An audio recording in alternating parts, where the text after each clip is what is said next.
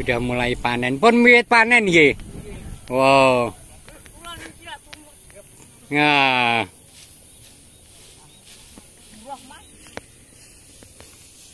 Indah banget kan? Ya ini jalan-jalan pagiku di Bedono.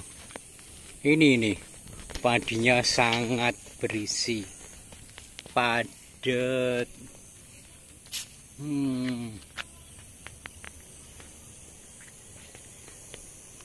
Tuh ada gunung Ungaran atau Gunung Anto nggak tahu. Ada dikelilingi gunung soalnya tempat ini. Suasana desa.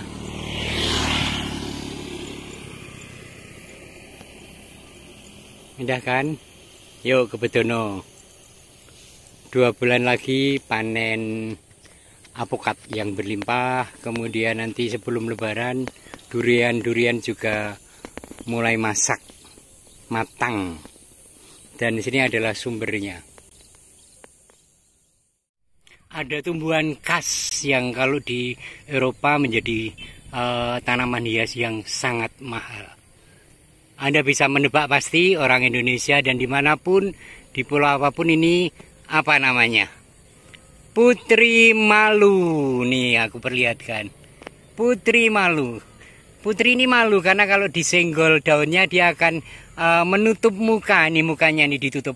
Halo. Nah malu dia. Halo. Tapi ini berduri nih. Nah ini nih. Nah menelungkup daunnya. Namanya putri malu. Kita ada di pematang sawah. Dengarlah hai Israel, Tuhan Allah kita, Tuhan itu Esa. Kasihlah Tuhan Allahmu dengan segenap hati, dengan segenap jiwa, dengan segenap kekuatanmu. Jadi perintahnya adalah Shema. Shema itu bahasa Ibrani, S-H-E-M-A. Itu seperti orang berseru tentang kredo. Kalau Romo zaman dulu mengatakan kredo, lalu kita akan langsung aku percaya akan Allah Bapa yang Maha Kuasa, Pencipta langit dan bumi, syahadat. Maka Shema atau dengarlah hai Israel itu adalah kredo orang Israel ketika itu. Apa kredonya?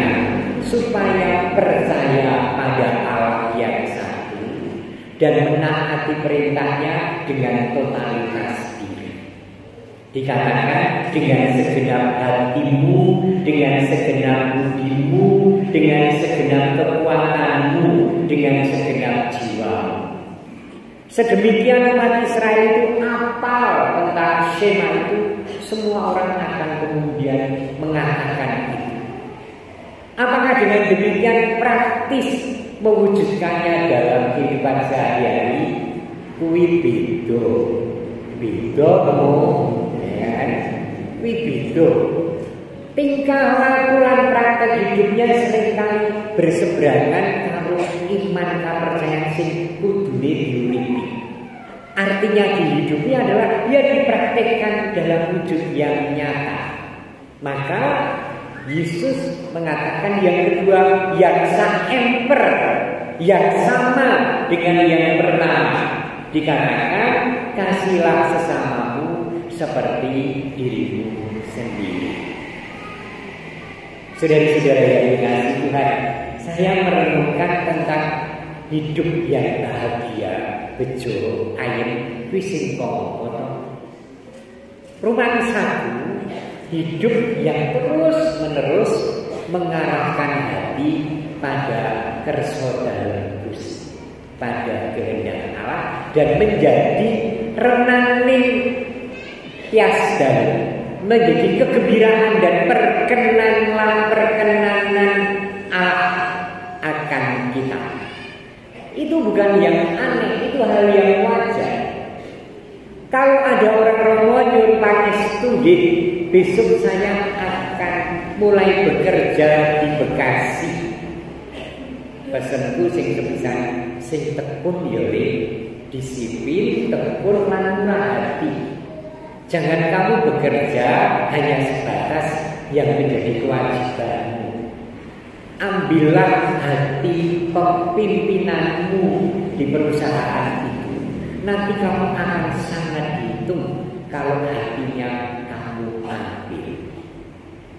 Pasti. Walaupun kita hanya seorang guru, tetapi kalau kelihatan tulus dan total dan bantu liane dan juga melakukan hal dan tanpa raut muka yang bersemut, tetapi ikhlas, overtime ikhlas, pasti dihitung,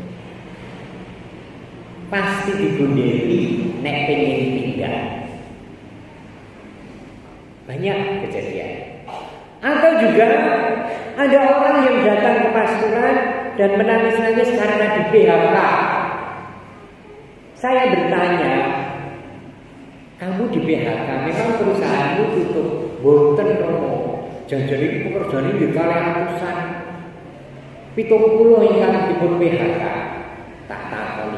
Lah kok kowe sing di PHK, dudu kancamu. Nah, ya toh. Kenapa dia dan bukan yang lain?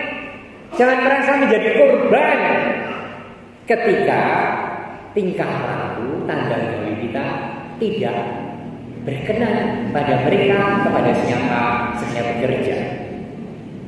Lah kok kowe sing termasuk 70, kok ora termasuk sing 130? Pasti ada sesuatu. Dan adat saben nek wong arep nyambut gawe ngenger ning ngene sedulur liya, kuwi sing ditakoni gajine piro. Tanda gawe apa wae. Jam piro tekan jam piro. Itu memang hak. Itu memang benar. Benar itu belum tentu baik, saudari-saudara. Benar atau baik itu belum tentu menguntungkan, memperlancar hidup.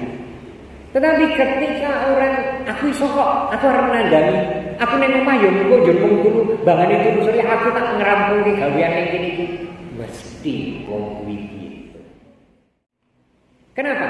Itu tadi menyenangkan, menggembirakan dan berkenan. Menyenangkanmu, senangkanmu, hanya itu kerinduanku. Itu lagunya. Menyenangkan hati Tuhan, berkenan pada Allah. Watak apa itu yang mesti dibangun? Takut akan Tuhan, wedi asih ing Pangeran. Takut itu bukan jiri, takut itu bukan delik wedi orang. Takut itu taat, takwa, setia dengan gembira aku melakukan apa yang menjadi kewajibanmu, pekerjaanmu, dan bahkan lebih dari itu. Dan itu berkenan pada siapapun, kepada mereka diantaranya saya. Maka firman Tuhan dari bacaan pertama dari Perjanjian Lama menceritakan itu, walaupun unsurnya yo do des. Unsurnya itu nek aku apik Gusti Allah mesti becik marang aku. Padahal ora ngono. Tuhan Yesus mengubah itu, menata itu. Sak elekmu kok ngopo, Tuhan itu tetap mencintaimu dan menebusmu. Maka lalu mentalitasnya lain. Tetapi mari kita perhatikan mentalitas itu pun baik pada zamannya. Sekali peristiwa Musa berkata kepada bangsanya, seumur hidup hendaklah engkau dan anak cucumu takut akan Tuhan Allahmu, takut, takwa, taat, setia, serta berpegang pada ketetapan dan perintahnya yang kusampaikan kepadamu, supaya doudes. Jadi saya memberi supaya aku menerima, supaya lanjut usiamu. Dengarlah hai Israel, Shema, lakukanlah ketetapan dan perintah dengan setia, supaya baiklah keadaanmu, supaya kamu menjadi sangat banyak seperti yang dijanjikan Tuhan Allah nenek moyangmu kepadamu di suatu negeri yang berlimpah susu dan madunya. Dengarlah hai Israel, Tuhan Allah kita, Tuhan itu Esa. Kasihlah Tuhan Allahmu dengan segenap hati, dengan segenap jiwa, dengan segenap kekuatanmu.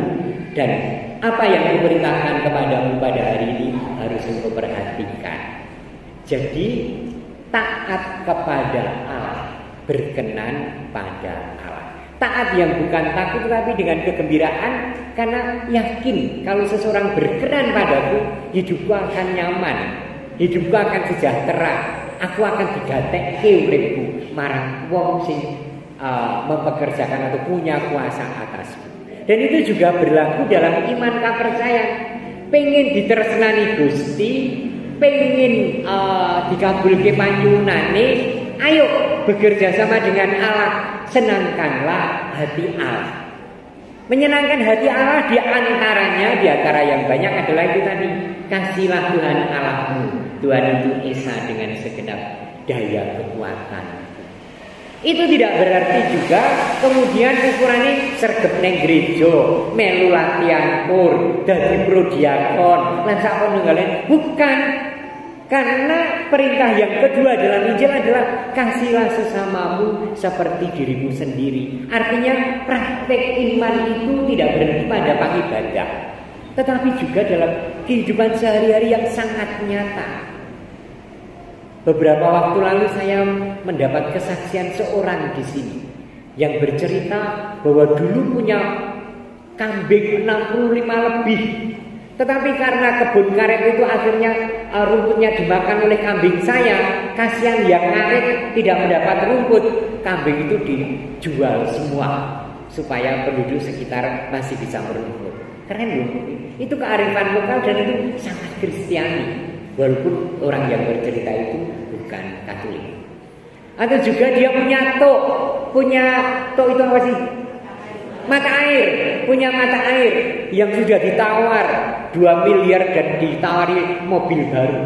Dia tidak memberikan karena biarlah untuk siapapun yang membutuhkan air bersih. Keren. Dan itu adalah di antara Anda dan pasti juga Anda dan kita, mudah-mudahan. Amin.